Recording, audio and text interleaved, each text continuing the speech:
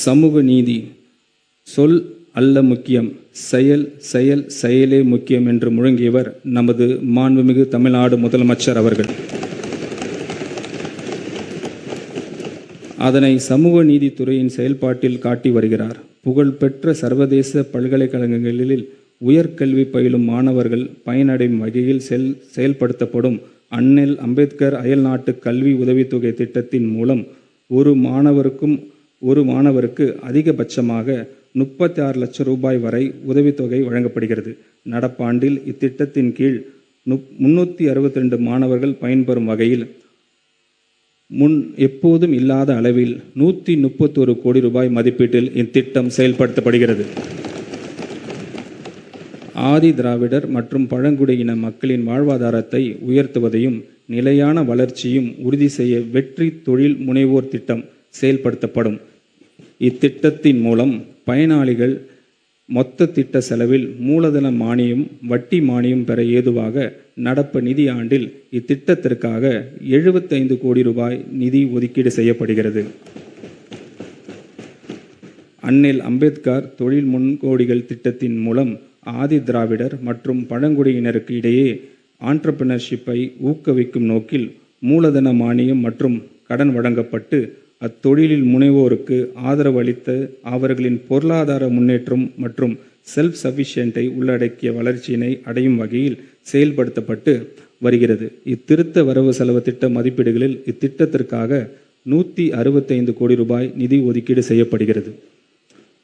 ஆதி திராவிடர் மற்றும் பழங்குடியின பெண் விவசாய தொழிலாளர்களை லேண்ட் ஓனர்ஸ்களாக மாற்றும் நோக்குடன் மண்ணின் மகள் திட்டம் செயல்படுத்தப்படும். இத்திட்டத்தின் கீழ் பயனாளிகளுக்கு விவசாயம் செய்ய திட்ட தேவையான நவீன தொழில்நுட்ப பயிற்சி வழங்கப்படும்.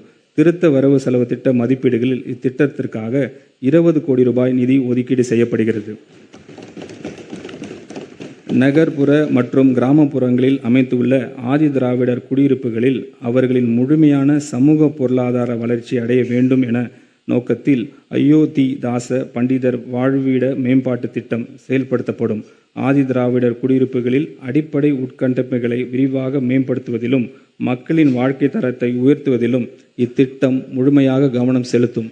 திருத்த வரவு செலவு திட்ட மதிப்பீடுகளில் இத்திட்டத்திற்காக 300 கோடி ரூபாய் நிதி ஒதுக்கீடு செய்யப்படுகிறது. பழங்குடியினர் குடியிருப்புகளில் வீடுகள், சாலைகள், குடிநீர், தெருவிளக்குகள், வாழ்வாதார திட்டங்கள், சுகாதார கட்டமைப்புகள், கல்வி நலன் சார்ந்த உதவித்தொகை திட்டங்கள், பள்ளி மற்றும் விடுதி மேம்பாட்டு உள்ளிட்ட அடிப்படை வசதி மேம்படுத்தும் நோக்கத்தில்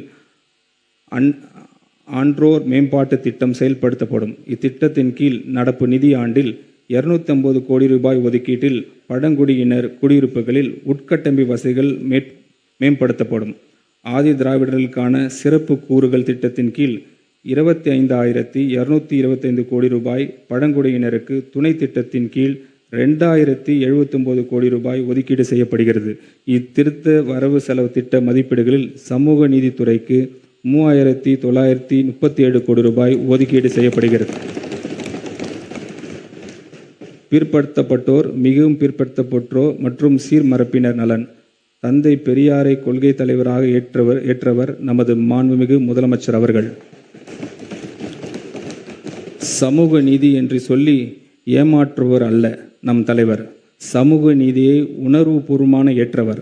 அதனால்தான் அவரின் தலைமையிலான நமது அரசு தமிழ்நாட்டில் சமூக நீதியை காப்பதில் உறுதியுடன் உள்ளது. தமிழ்நாட்டின் 69% இடஒதுக்கீடை பாதுகாப்பதற்கான அனைத்து முயற்சிகளையும் இந்த அரசு மேற்கொண்டு வருகிறது.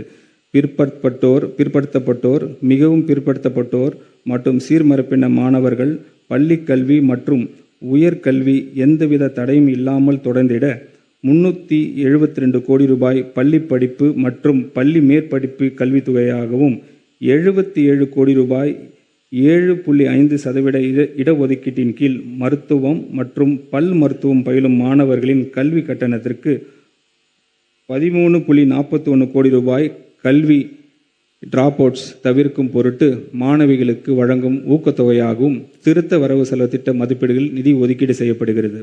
சிறுபான்மையினர் நலன் மதசார்பற்ற சமூக நீதி அரசாகவும் சிறுபான்மையினரின் உரிமைகளை பாதுகாப்பதில் ஒரு முன்னோடி மாநிலமாகவும் தமிழ்நாடு திகழும்.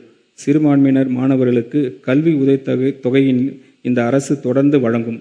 தமிழ்நாடு மாநில ஹஜ் கமிட்டி மூலம் முதல் முறையாக புனித ஹஜ் பயணம் மேற்கொள்ளும் பயணிகளுக்கு வழங்கப்படும் 25,000 ரூபாய் மானியம் நமது அரசால் 35,000 ரூபாயாக உயர்த்தப்படும்.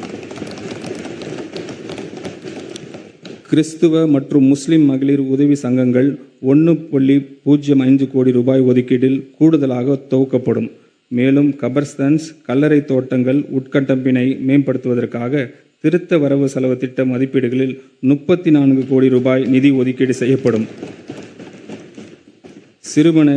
சிறுபான்மையினரை பாதுகாப்பதிலும் அவர்களின் நலன்களிலும் நமது மாண்புமிகு முதலமைச்சர் அவர்கள் தலைமையிலான அரசு ஒருபோதும் சமரசம் செய்து கொள்ளவே செய்யாது. இந்த திருத்த வரவு செலவு திட்ட மதிப்பீடுகளில் பிற்படுத்தப்பட்டோர், மிகவும் பிற்படுத்தப்பட்டோர் மற்றும் சிறுபான்மையினர் நலனுத்துறைக்கு 1,700 கோடி ரூபாய் ஒதுக்கீடு செய்யப்பட்டுள்ளது. மாற்றுத்திறனாளிகள் நலன், welfare of differently abled person. மாற்றுத்திறனாளிகள் மகத்தான திறனாளிகளாக நம்முடைய மாண்புமிகு முதலமைச்சர் அவர்கள் மனதார எண்ணுகிறார். பிறப்புக்கும் எல்லாம் உயிருக்கும் என்ற நமது அரசின் சமத்துவ கொள்கையின் அடிப்படையில் மாற்றுத்திறனாளிகளின் உரிமைகள், சமத்துவம் மற்றும் சமூக பாதுகாப்பு உறுதி செய்வதில் பிற மாநிலங்களுக்கு முன்னோடியாக தமிழ்நாடு திகழ்ந்து வருகிறது. தற்போது சப்போர்ட் எக்யூப்மெண்ட்ஸ் வழங்கும் திட்டத்தில் இடம்பெறாத செயற்கை நுண்ணறிவு சார்ந்த நவீன சப்போர்ட் எக்யூப்மெண்ட்ஸ்களை sports prosthetic leg, myo electric signal மூலம் செயல்படும் upper limb prosthesis, other high end assistive devices including cochlear implant batteries வாங்குவதற்காக அதன் விலையில் 50% அல்லது அதிகபட்சம் 30,000 ரூபாய் வரை நிதி உதவி வழங்கப்படும். தஞ்சாவூர், திருவண்ணாமலை, சேலம், கடலூர் மற்றும் விருதுநகர் மாவட்டங்களில் அறிவுசார் குறைபாடு உள்ளவர்களுக்கான அரசு நிறுவனங்கள் நம்பிக்கை இல்லம் என்ற பெயரில் அமைக்கப்படும். இந்த நிறுவனங்களின் 3 வயது மற்றும் அதற்கு மேற்பட்ட குழந்தைகளுக்கு சிறப்பு கல்வி, ஆரம்ப கல்ல பயிற்சி சேவைகள், மறுவாழ்வு மற்றும் தொழில் பயிற்சி வழங்கப்படும். தொடக்க நிலையில் ஒவ்வொரு நிறுவனமும் 50 மாணவர்கள் பயிலும் பகல் நேர பள்ளியாக செயல்பட்டு பின்னர் தங்கும் இடம் வசதியுடன் கூடிய நிறுவனமாக மேம்படுத்தப்படும். இதற்காக திருத்த வரவு செலவு திட்ட மதிப்பீடுகளில் 4 கோடி ரூபாய் நிதி ஒதுக்கீடு செய்யப்படுகிறது. இந்த திருத்த வரவு செலவு திட்ட மதிப்பீடுகளில் மாற்றுத்திறனாளிகள் நலன்துறைக்கு 1,485 கோடி ரூபாய் ஒதுக்கீடு செய்யப்பட்டுள்ளது. சமூக நலன் மற்றும் மகளிர் மேம்பாடு. தமிழ்நாட்டில் உள்ள அனைத்து பெண்களுக்கும் அண்ணனாகவும் தம்பியாகவும் இருந்து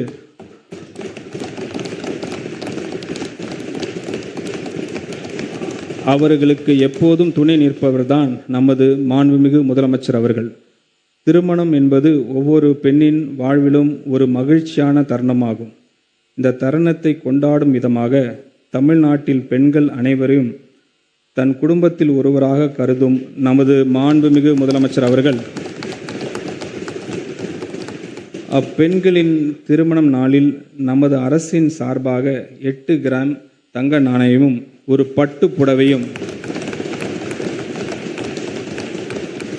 அண்ணனின் சீராக வழங்க இருக்கிறார். இத்திட்டத்தினை செயல்படுத்த திருத்த வரவு செல்ல திட்ட மதிப்பீடுகளில் 812 கோடி ரூபாய் நிதி ஒதுக்கீடு செய்யப்படுகிறது. நம்முடைய கொள்கை தலைவர் பெருந்தலைவர் காமராஜர் புதிய உணவு திட்டத்தை கொண்டு வந்து மாணவர்களின் வயிற்று பசியை மட்டுமின்றி கல்வி பசியும் போக்கினார்.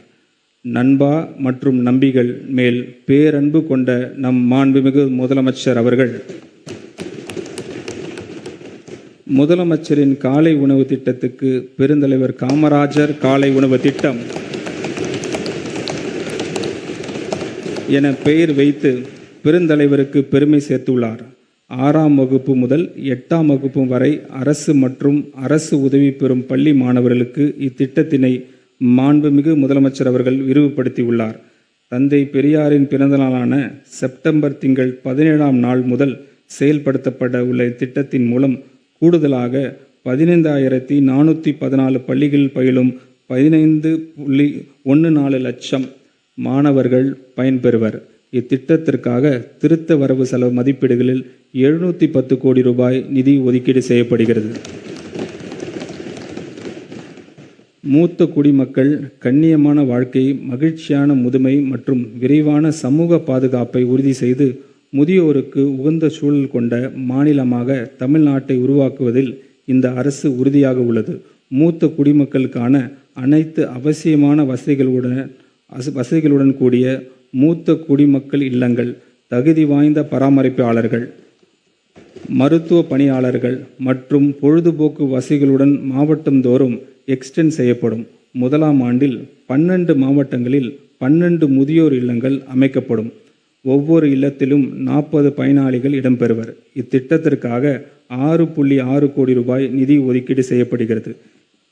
மேலும் லைப்ரரிஸ், யோகா, தியான வகுப்புகள் மற்றும் இன்டோர் விளையாட்டு வசதிகளுடன் கூடிய மூத்த குடிமக்கள் பொழுதுபோக்கு மையங்கள் முதற்கட்டமாக 5 மாவட்டங்களில் உருவாக்கப்படும். மூத்த குடிமக்களின் மக்கள் தொகை அடிப்படையில் இந்த மாவட்டங்கள் தேர்ந்தெடுக்கப்படும். எதிர்கால தலைமுறையினை நம் வீட்டு குழந்தைகளின் வாழ்வு கொண்டாட்டமாக இருக்க வேண்டும் என்று மனதார விரும்பும் உள்ளம் கொண்டவர் நம் மாண்புமிகு முதலமைச்சர் அவர்கள். விஜய் மாமா, விஜய் மாமா என பாசம் பொங்க அழைக்கும் குழந்தையை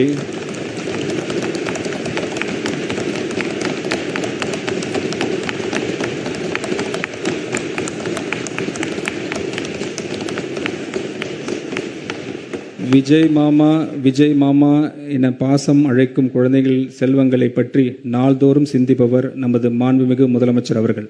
அக்குழந்தைகளை தினமும் வரும் அங்கன்வாடி மையங்களில் அவர்களுக்கான ஆரம்பகால பராமரிப்பு மற்றும் சேவையை நல்ல முறையில் வழங்கிடவும் வகையிலும் மையத்திற்கு வரும் குழந்தைகள் மகிழ்ச்சியுடன் ஆரோக்கியத்துடன் இருப்பதை உறுதி செய்திடவும் வகையிலும் பாதுகாப்பான குடிநீர், கழிவறைகள், மின்சார இணைப்பு உள்ளிட்ட அடிப்படை வசதிகளை உள்ளடக்கிய 500 அங்கன்வாடி மைய கட்டடங்கள் நடப்பாண்டில் கட்டப்படும்.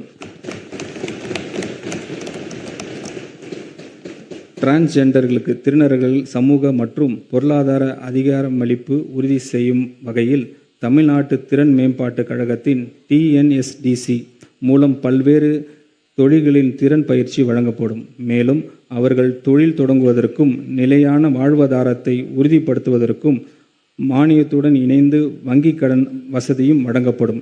நபர் ஒருவருக்கு அதிகபட்சமாக 50,000 ரூபாய் வரை சுயதொழில் மானியத்துடன் வங்கிக் கடன் பெற ஊக்குவிக்கப்படுவார்கள்.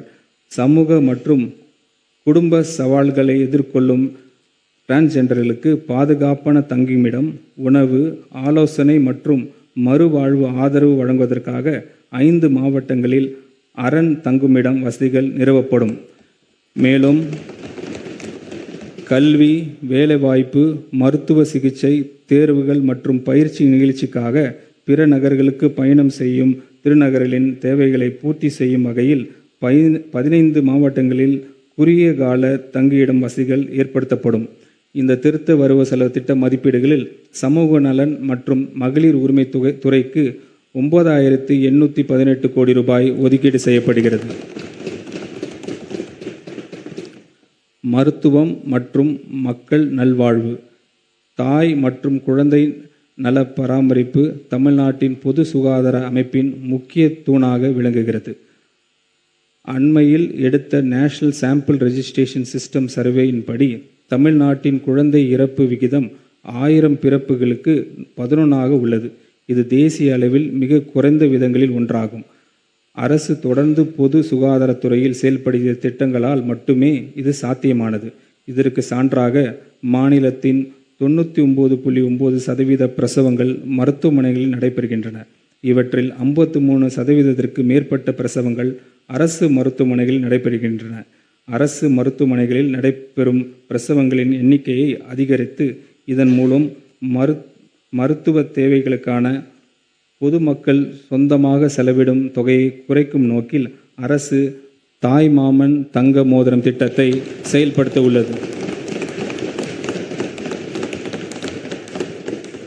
இத்திட்டத்தின் கீழ் அரசு மருத்துவமனைகளில் பிறக்கும் அனைத்து குழந்தைகளும் குழந்தையின் பிறப்பு கொண்டாடும் வகையிலும் தாயாக ஆளும் பிறகு அடையும் மகிழ்ச்சியும் முக்கியத்துவத்தை போற்றும் வகையில் தாய்மாமன் அன்பளிப்பாக 1 கிராம் தங்க மோதிரம் வழங்கப்படும்.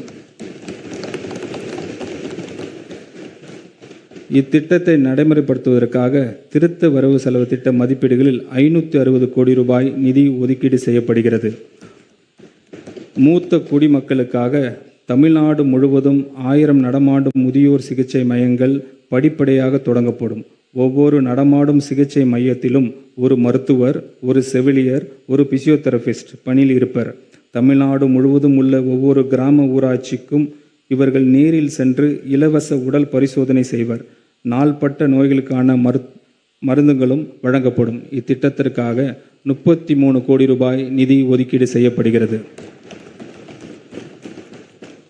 மாநிலம் முழுவதும் தாய் கேர் என்ற பெயரில் கருவுற்ற பெண்களுக்கான சேவை மற்றும் உதவி மையங்கள் அமைக்கப்படும்.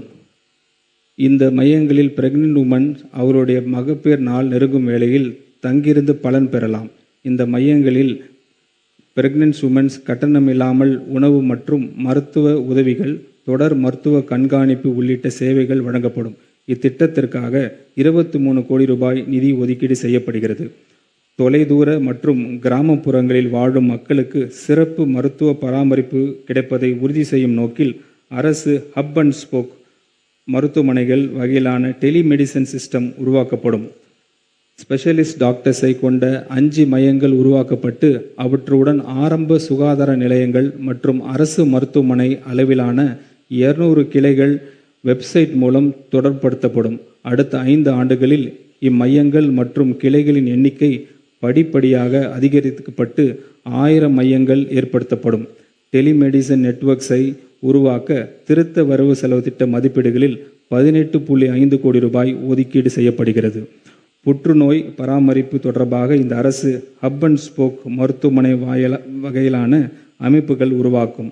புற்றுநோய் பராமரிப்பு மருத்துவமனை மாநில முக்கியத்துவம் வாய்ந்த நிறுவனமாகவும் உயர் சிகிச்சை மருத்துவமனையாகவும் மாற்றப்படும். நோயாளிகளின் முதல் தொடர்பு மையமாக 5 மண்டல புற்றுநோய் பராமரிப்பு மருத்துவமனைகள் நிறுவப்படும். இந்நிறுவனங்களில் புற்றுநோய் பராமரிப்பு தொடர்பான ஆராய்ச்சி மற்றும் மேம்பாட்டு பணிகளையும் மேற்கொள்ளவும் இதற்கான DPR தயாரிப்பதற்காக திருத்த வரவு செலவு திட்ட மதிப்பீடுகளில் 10 கோடி ரூபாய் ஒதுக்கீடு செய்யப்படுகிறது. தொற்று நோய்கள் மற்றும் புற்றுநோய்களின் தொடர் சிகிச்சைக்காக அவசியமான மருந்துகள் தடை இல்லாமல் கிடைப்பதை உறுதி செய்வது மிகவும் அவசியமாகும். பரிசோதனைகள் மற்றும் ஆரம்பகால நோய் கண்டறிதல் அதிகரித்து உள்ளதால் உயர் இரத்தம் அழுத்தம், டயபெட்டிக்ஸ் மற்றும் புற்றுநோய்க்கு தொடர் சிகிச்சை பெறும் நோயாளிகளின் எண்ணிக்கையும் தொடர்ந்து அதிகரித்து வருகிறது. அதிகரித்து வரும் நோயாளிகளின் எண்ணிக்கை மற்றும் கூடுதல் மருந்து தேவை பூர்த்தி செய்யும் தடையற்ற மருந்து விநியோகத்தை உறுதி செய்யும் வகையில் மெடிசின்ஸ் நிதி ஒதுக்கீடு இந்த அரசு திருத்த வரவு செலவு திட்ட மதிப்பீடுகளில் 100 கோடி ரூபாய் உயர்த்துகிறது. இந்த திருத்த வரவு செலவு திட்ட மதிப்பீடுகளில் மருத்துவம் மற்றும் மக்கள் நல்வாழ்வுத்துறைக்கு 23,357 கோடி ரூபாய் ஒதுக்கீடு செய்யப்படுகிறது. கூட்டுறவு உழுந்து உண்டு வாழ்வாரே வாழ்வர் என்ற வள்ளுவரின் வாக்குக்கு இணங்க விவசாயிகளின் வாழ்வாதாரத்தை பாதுகாத்திடவும் அவர்களின் மீதான கடன் சுமையை குறைத்திடும் வகையில் விவசாயிகள் கூட்டுறவு சங்கங்களின் மூலம் வங்கி கடனை தள்ளுபடி செய்யும் திட்டத்தினை நமது அரசு அறிவித்தது. இத்திட்டத்தின் கீழ் கூட்டுறவு சங்கங்களின் மூலம் 75,000 ரூபாய் பயிர்க்கடன் பெற்ற விவசாயிகளுக்கு 100% முழுமையாக பயிர்க்கடன் தள்ளுபடி செய்து பிறகு இவ்விவசாயிகளுக்கு 35,000 ரூபாய் பயிர்க்கடன் தள்ளுபடி செய்தும் 14.43 லட்சம் விவசாயிகள் பயன்பெறும் வகையில் 5,932 கோடி ரூபாயிலான விவசாய கடன் தள்ளுபடி செய்ய மாண்புமிகு முதலமைச்சர் அவர்கள் உத்தரவிட்டுள்ளார். இந்த பயிர்க்கடன் தள்ளுபடி தகுதியுள்ள அனைத்து விவசாயிகளின் கணக்குகளில் வரவு வைக்கப்பட்டு வருகிறது. இது மட்டுமல்லாமல் எந்த நேரமும் விவசாயிகளின் உடன் இருக்கும் அரசாகவே நமது மாண்புமிகு முதலமைச்சரின் தலைமையிலான அரசு இருக்கும். இந்த திருத்த வரவு செலவு திட்ட மதிப்பீடுகளில் கூட்டுறவுத்துறைக்கு 8,028 கோடி ரூபாய் ஒதுக்கீடு செய்யப்படுகிறது.